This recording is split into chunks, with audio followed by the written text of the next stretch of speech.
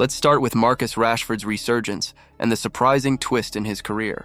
Barcelona has made it clear they don't want another temporary arrangement. They want Rashford on a permanent deal, and this time both sides seem fully committed. The English forward, who's rediscovered his spark this season with 6 goals and 7 assists in just 14 games, has agreed to personal terms with the Catalan club.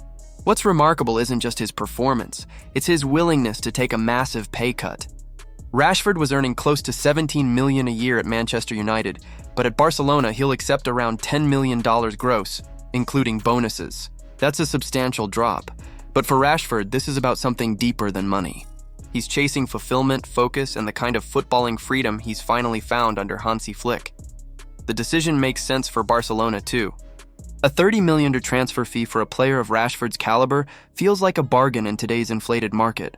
After witnessing his revival and chemistry within their attacking system, the club doesn't want to risk another short-term deal. They want commitment and continuity.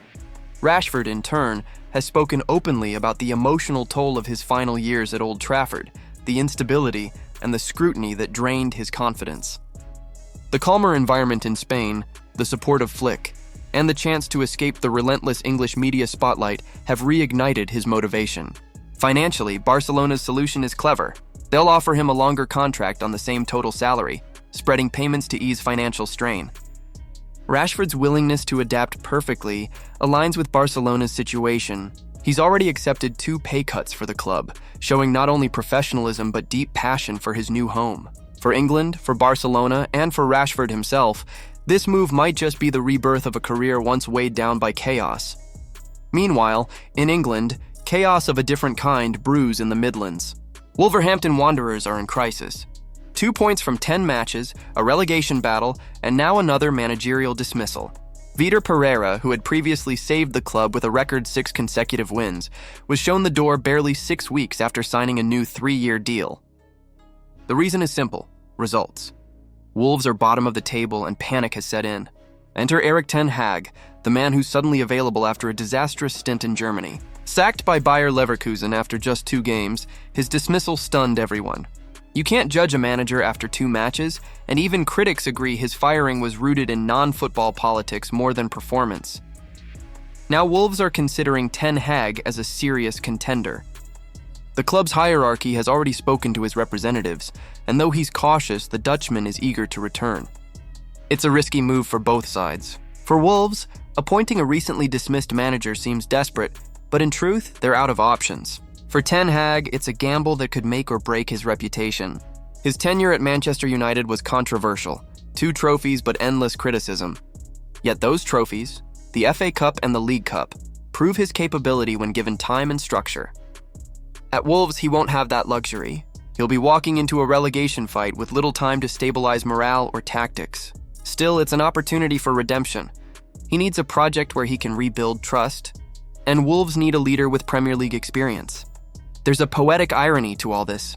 Gary O'Neill, who once managed Wolves before being replaced by Pereira, is now also in talks to return, possibly replacing the man who replaced him. It's the kind of twist only football could script. But if Ten Hag gets the nod, his mission will be simple yet brutal: survival. No top-half dreams, no long-term vision, just avoiding the drop. Success in this case will be measured not in glory, but in endurance.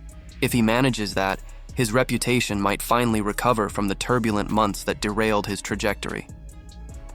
Further south, in Italy, Juventus has made a final decision about Dusan Vlahovic's future, and it's decisive. The Serbian striker, once seen as the club's cornerstone, is now on the market. His contract runs until 2026, but the board knows the game well. Sell now or risk losing him for next to nothing later. Priced between $15 and $20 million, Vlahovic is suddenly one of the best value deals in Europe. Arsenal, Chelsea, Tottenham, and Barcelona are all interested, and the race is heating up fast. Vlahovic's resurgence this season couldn't have come at a better time. 7 goals and an assist in 16 matches have re-established his reputation as a clinical finisher. Yet Juventus, weighed down by wages and financial limits, can't afford to renew his contract. The logic is brutal but practical. Better to cash in now than risk a free transfer in a year's time. For the player, the appeal of stability and guaranteed playing time is obvious. Arsenal's depth makes them an unlikely destination, though Mikel Arteta reportedly wants more rotation options. Chelsea's interest never truly faded. They've been tracking him for years. Tottenham, however, might just be the front-runner. They need a pure number 9, and Vlahovic fits perfectly into their system. For $20 million, Spurs could land one of Europe's most undervalued strikers. Juventus, on the other hand, will use the money to rebuild, freeing up their wage bill and preparing for a new era. Meanwhile, Liverpool are preparing for another big statement signing. After an injury crisis that's thinned their defensive options, Arne Slot has set his sights on Inter Milan's Alessandro Bastoni. According to reports, Liverpool are readying an $80 million bid to bring the Italian defender to Anfield this January. It's not desperation, it's foresight. The club already lost summer signing Giovanni Leoni to a long-term ligament injury after just one game, leaving the backline dangerously exposed. Bastoni, 26, is left-footed and perfectly fits the profile Liverpool's scouting team has been searching for.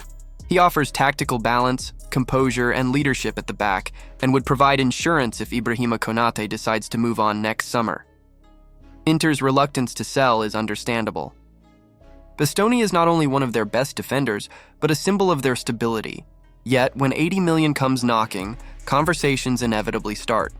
Liverpool's defensive rebuild would gain immediate solidity with this signing, and Bastoni's addition could define their backline for the next decade. The only question now is whether Inter will entertain such an offer mid-season. Finally, Barcelona's ambitions extend beyond Rashford. The Catalans are eyeing another English superstar, Harry Kane. Reports from Spain reveal that Barcelona sees Kane as a key transfer target for the summer. Thanks to a release clause reportedly set at $65 million in his Bayern Munich contract, the move isn't as far-fetched as it sounds. The catch is that Kane himself must trigger the clause by declaring his intention to leave Bayern in January.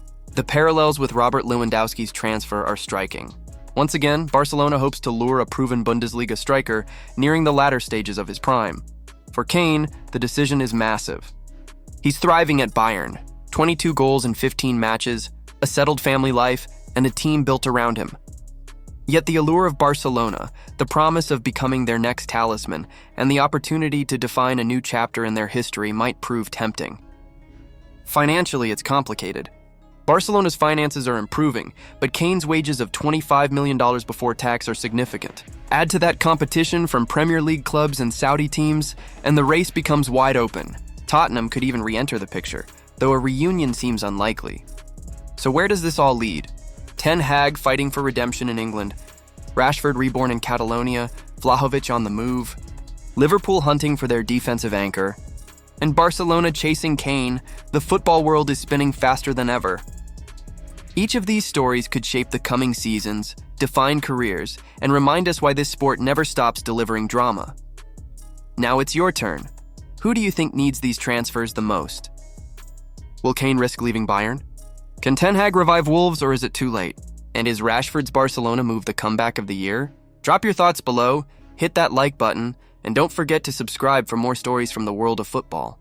Your support keeps the game and this channel alive.